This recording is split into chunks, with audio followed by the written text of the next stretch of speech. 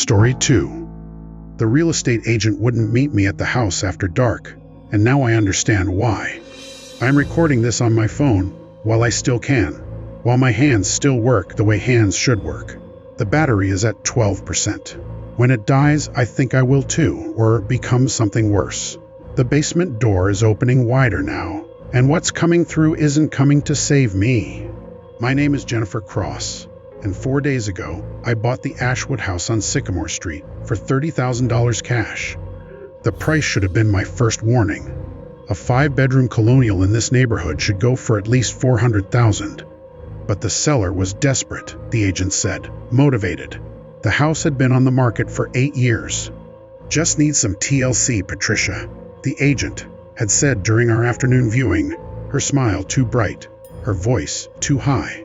The previous owners left suddenly. Family emergency. They never came back for their things. Their things were still there. Furniture covered in dust sheets, family photos on the walls, dishes in the cupboards. A life interrupted. In the kitchen, a calendar from 2016 was still hanging, frozen on October, with Emma's birthday circled on the 15th. Emma, I would learn, was their 9-year-old daughter. Patricia hurried through the showing, practically running past the basement door. Storage area, she said when I asked about it. Typical basement, nothing special. She kept checking her watch, glancing at the windows as the sun moved across the sky. At 4 p.m., she suddenly announced she had another showing and practically pushed me out the door. But I had already fallen in love with the house. The hardwood floors, the crown molding, the way light streamed through the stained glass windows. And that price, I could pay cash with my divorce settlement, start fresh, no mortgage hanging over my head. I signed the papers the next day. Patricia mailed me the keys. The first night in the house was quiet. Too quiet. I'm from the city, used to sirens and traffic and life. This suburban silence felt like being underwater. I unpacked boxes, arranged furniture, tried to make the place feel like home. I avoided the basement. Plenty of time to deal with storage later. The second night, I heard it. A sound like breathing, but not quite. More like the house itself was inhaling and exhaling through the ventilation system. I checked the furnace, the air conditioning, found nothing wrong. The sound seemed to come from everywhere and nowhere. The third night, I found the first letter. It was under my pillow when I went to bed, written in crayon on construction paper. Please help me. The basement doesn't end, Emma. I searched the house, checked every door and window, all locked. No sign of entry. I convinced myself it was some sick prank from neighborhood kids, maybe hazing the new neighbor, but the paper was old, yellowed at the edges. The crayon was faded. This letter had been written years ago. That night, I heard footsteps below my bedroom. In the basement I hadn't yet entered, small feet running, playing, then crying, then silence. This morning, the fourth day, I decided to investigate the basement. Daylight made me brave. The door was painted white. Nothing special about it except for the number of locks. 7 deadbolts, all locked from the outside. Why would someone lock a basement from the outside? I found the keys on the ring Patricia had sent. 7 different keys for 7 different locks. My hands shook as I opened each one. The last lock was the hardest, like it didn't want to be opened. When it finally turned, the door swung inward on its own, revealing wooden stairs descending into darkness. The smell hit me first. Not mold or dampness, something else, like copper pennies and burned plastic, like something electrical had died down there. I turned on the flashlight on my phone and descended. The basement was wrong. I knew it immediately. The dimensions didn't match the house above. It was too big, too deep. The ceiling should have been 8 feet high. It was at least 12. The walls should have been 20 feet apart. They were 40, maybe 50, and it kept going. Beyond the regular basement area, the water heater, the electrical panel, the washer and dryer hookups, there was another room, and beyond that, another, and another. Each room was slightly different. The first looked like a normal basement. The second had walls of red brick. The third, black stone. The fourth, something that looked like bone. In the 5th room, I found the toys. Hundreds of them, maybe thousands. Dolls, action figures, board games, bicycles, all different ages, different eras. A wooden hoop from the 1800s sat next to a Nintendo Switch. A porcelain doll, in a Victorian dress, stared at nothing next to a Buzz Lightyear still in its packaging. These weren't antiques or collectibles. These were toys that had been played with, loved, abandoned. On the wall, someone had scratched words into the stone. Hundreds of names and dates. Timothy Harrison, 1823. Mary Constance, 1847. Jonathan Mills, 1923. Susan Chen, 1976. David Kumar, 1999. Emma Rosewood, 2016. The list went on and on, covering every inch of the wall. Some names were so old they were barely visible, others looked fresh. At the bottom, still dusty from recently carved stone, was a space, waiting for the next name. I backed away from the wall and noticed something else. The ceiling here had holes in it, perfect circles, about 3 feet wide, going straight up into darkness, like chimney flues, but wrong. They didn't lead to the house above. I shined my light up one and saw nothing but black. But I could hear something, breathing, that same sound from my second night, but louder, closer. Something dropped from one of the holes. A piece of paper, falling like a leaf. I caught it. Another crayon drawing, this one of a house. But the house was wrong. It showed the basement extending down, down, down, with stick figures at different levels. Some figures were small, like children. Others were tall, twisted, with too many arms, too many eyes. At the very bottom was a black scribble with teeth. "You found my drawings." The voice came from behind me. I spun around to find a little girl, maybe 9 years old, in a pink dress with butterflies on it. She had blonde hair and pigtails and gap teeth. She looked perfectly normal except for her feet. They weren't touching the ground. She floated about an inch above it. "I'm Emma," she said. "I've been waiting for someone new to come. It gets lonely when you're the only one who hasn't gone down yet." "Emma Rosewood? Your parents, they left." "They didn't leave," she said, her smile never changing. "They went looking for me. Mommy came down first. She heard me calling, but it wasn't me. It's never really us calling. It just sounds like us. Daddy came down next with his gun and his flashlight. The gun didn't help." "Where are they now?" Emma pointed down. "Lower. Everything goes lower eventually. That's what the house does. It takes you down level by level. Each level is bigger than the last. Each level has more rooms, more children, more of the things that used to be children." "Used to be?" "When you stay down here long enough, you change. You grow new parts, or lose old ones, or both. Timothy, from 1823, he's mostly ceiling now. He lives in level 12, spreading across the stone like moss, but with eyes. He watches everyone who passes. Mary, from 1847, became doors. She opens and closes herself, trying to trap people between her frames. She still screams when she catches someone. My phone battery was at 30%. The flashlight was draining it fast. "Emma, how do we get out?" "Oh, that's easy," she said, giggling. "You just go up the stairs." I turned toward where I'd come from. The stairs were gone. In their place was a smooth wall with another list of names being carved into it by invisible hands. As I watched, letters began forming, JENNIFER. "Just kidding," Emma laughed. "Nobody goes up. The stairs only go down now. The house changed them when you opened the door. It was so happy when you finally came. It's been so hungry since my parents went down." The floor beneath my feet started to feel soft. I looked down to see the concrete was becoming flesh-colored, pulsing with veins. My shoes were sinking into it, slightly. "We should go down now," Emma said. "If you stay on one level too long, you become part of it, like Timothy and Mary. Come on, I'll show you the way. I know all the safe paths. Well, the safer paths. None of them are really safe." She floated toward a door I hadn't noticed before, or maybe it hadn't been there before. Beyond it, stone stairs spiraled downward into red light. "Why are you helping me?" I asked. "Because if you make it down far enough, maybe you can find my parents. And if you find them, maybe we can all become a family, a down here family. It's not so bad once you get used to the changes, once you accept that up isn't a direction anymore." I followed her, because what else could I do? The wall where the stairs had been was now completely solid, and my name was fully carved into it. The floor was getting softer, warmer, more alive. We descended to level 2. Level 2 was a neighborhood, an entire suburban neighborhood, complete with houses, streetlights that gave off black light, and a sky that was actually a ceiling of writhing flesh.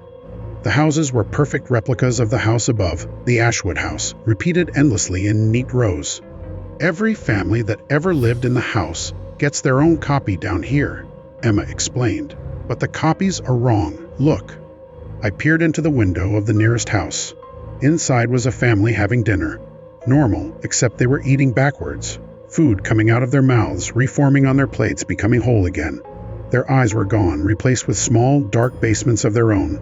The Johnsons, 1954, Emma said. They've been having the same dinner for 70 years. In reverse, forward, reverse, forward. They don't know they're doing it. We kept walking. The neighborhood seemed endless. Some houses had families in them, going through twisted routines. Others were empty except for the sound of footsteps in their basements. Their basements that led even further down. How many levels are there? I asked. Nobody knows. People have made it to level 43, but they weren't people anymore by then. They were just voices in the pipes, telling their stories to anyone who would listen, mostly screaming though. My phone was at 20%. I started recording this then, talking as we walked, needing to document what was happening. Level 3 was a shopping mall, but all the stores sold the same thing, children's toys. And all the mannequins were real children, frozen in place, still breathing, still blinking, but unable to move or speak. Emma waved at some of them. They blinked faster, the only way they could respond. Level 4 was a school, an endless school with infinite classrooms, where the same lesson was being taught over and over. How to go down, written on every blackboard. The teacher was something that might have been human once, but now had too many joints in its arms, bending in ways that hurt to watch. It didn't notice us. It just kept teaching empty desks, writing the same words over and over until the chalk was just its finger bones scraping the board. Level 5 was water, dark water that shouldn't exist. We walked on it somehow, our feet making ripples. Things swam beneath us, child-shaped things with fins where their arms should be, gills where their mouths should be. One surfaced near us. It had Emma's face, but older, sadder. That's me from another time, Emma said quietly. Sometimes the house takes the same person more than once. Different versions from different years. I've seen 3 other Emmas so far. We don't talk to each other. It's too sad. My phone buzzed. 10% battery. The screen flickered, and for a moment I saw myself on it. Not my reflection, but me. Standing in my kitchen upstairs, looking at my phone. But that version of me had black eyes and too many teeth. She smiled and waved, then the screen went back to normal. Level 6 was where we found Emma's mother. She had become part of the architecture, her body stretched and twisted into support beams, her arms holding up the ceiling, her hair growing into the walls like veins. She was still alive, still conscious. When she saw Emma, she tried to speak, but her mouth was now a doorway to level 7, and only echoes came out. "Hi, Mommy," Emma said, floating up to touch her mother's transformed face. "I brought a friend. She's new. Maybe she can find Daddy." Emma's mother's eyes, now windows looking into nothing, filled with tears that fell upward, pooling on the ceiling. That was the floor of level 5. "We should keep going," Emma said. Daddy went deeper. He was trying to find the source, the first basement, the original one that all the others copied. He thought if he could find it, he could break it, free everyone. But nobody's ever found the first basement. Maybe because it doesn't exist. Maybe because the basements have always been here, before houses, before people, before everything. Level 7 was heat. Furnace heat, but the furnaces were alive, breathing fire, digesting something that screamed. Level 8 was cold, so cold that frozen children stood like statues, their last moments of terror preserved in ice. Level 9 was nothing, a void we had to jump across, hoping we'd land on level 10, instead of falling forever. Level 10 was where we found what was left of Emma's father. He had become a hunter, that's what Emma called it. His body had adapted to the basement's ecology. His arms were too long now, ending in fingers that had become keys that could open any door in any level. His eyes had multiplied, covering his head like a spider's, each one capable of seeing in the different spectrums of light that existed down here. He moved on all fours, sometimes on the ceiling, sometimes on the walls. He recognized Emma. I could see it in the way all his eyes focused on her at once.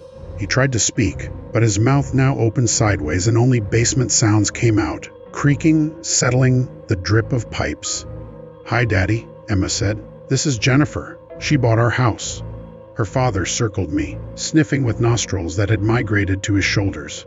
Then he did something that might have been nodding. He turned and walked deeper into level 10, looking back to make sure we followed. "He wants to show you something," Emma said. "He's been trying to show someone for years, but everyone who comes down either changes too fast or becomes part of the levels before they can see it." We followed him through level 10, which was a maze of basement rooms, each one from a different house that had been built above a basement that led to nowhere. Thousands of them, maybe millions, all connected, all leading down. Finally, we reached a door that was different. It was small, child-sized, and made of wood so old it looked fossilized. Emma's father pointed at it with one of his key fingers. "He can't open it," Emma explained. "His keys work on every door except this one. He thinks this is it, the first door, the original basement, but it needs a different kind of key." I approached the door. There was no keyhole, just a small indentation in the wood, heart-shaped. As I touched it, words appeared, carved by invisible hands. "The key is sacrifice. The door opens for love." I understood then. The basement didn't just take children, it took love. Parents searching for children, children searching for parents. It fed on that love, that desperation, that hope, and the door, the original door, it would only open for someone willing to sacrifice everything for love. "I don't have children," I said. "No," Emma agreed.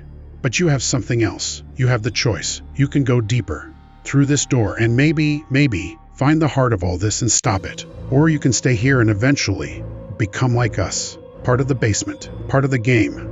My phone is at 5% now. This recording is almost all I'll have left of who I was. Emma's father is scratching something on the wall with his key fingers. It's a map of the levels below this one. There are so many. The map goes down beyond what he's explored, beyond what anyone has explored. But there's something else on the map. At the very bottom, past level 100, past level 1000, there's a drawing of a door. And beyond that door, stairs. Stairs going up. Real stairs. Stairs that lead out. "Nobody's ever made it that far," Emma says. "But Daddy thinks someone could. Someone who hasn't been changed yet. Someone who still remembers what up means." 3% battery. I'm going to open the door. The heart-shaped indentation is warming under my touch. It recognizes something in me. Not love for a child, but something else. Love for life, maybe. Love for the sun I'll probably never see again. Love for the world above that doesn't know what lurks beneath its foundations. Emma is holding my hand now. Her touch is cold but comforting.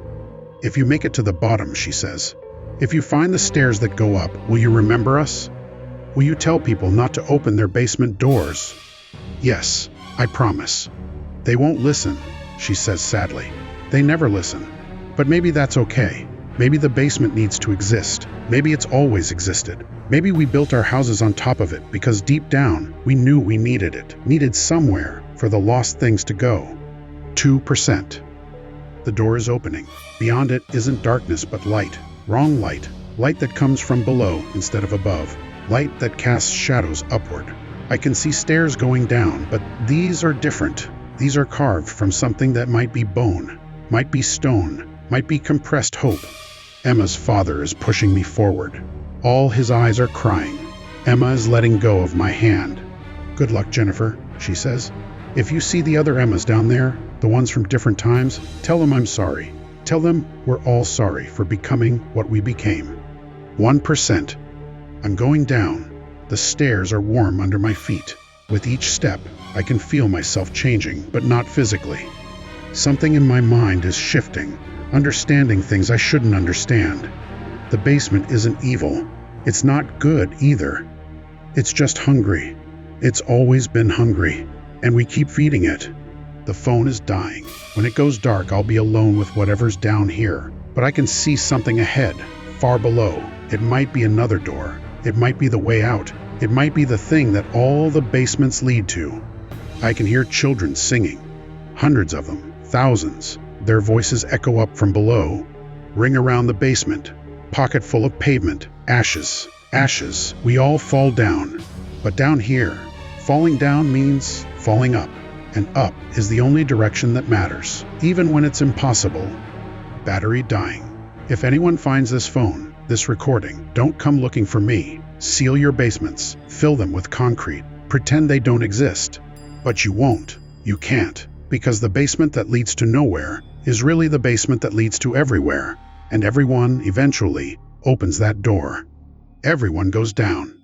The singing is getting louder. The stairs are getting warmer.